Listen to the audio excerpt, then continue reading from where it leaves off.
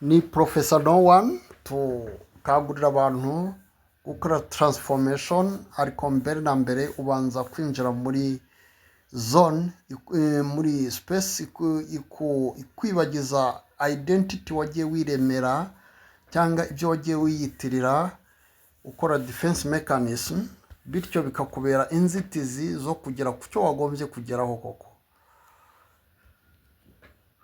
Ugomba kwemerera kubanza kuba no one, ugakuraho ibyo bintu byose ku ruhande bikuzitira, byaba ari byo wiyambitse kugira ngo wishyire hejuru cyangwa ibyo wiyambitse kugira ngo use nk'uwicishije bugufi. Tugiye kura rero umusemburo wa kabiri uvuburwa n'umubiri iyo ugiye urimo gukora visualization cyangwa kubaka ikindi kintu gishya ushaka guhinduka cyo.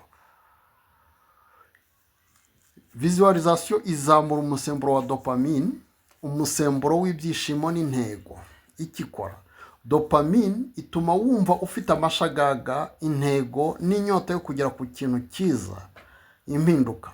Iyo uvuze mu mutwe uti ndabona natsinze uyu mushinga, ubwonko buhita bwumva ko intsinzi iri hafi, bukahita buzamura dopamine. Ibi biguha imbaraga, motivation zo guhaguruka ugakora.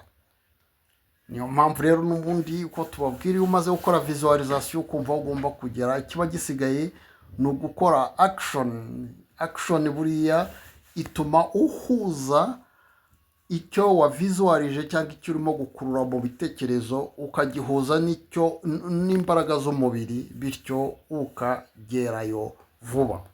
Murakoze cyane.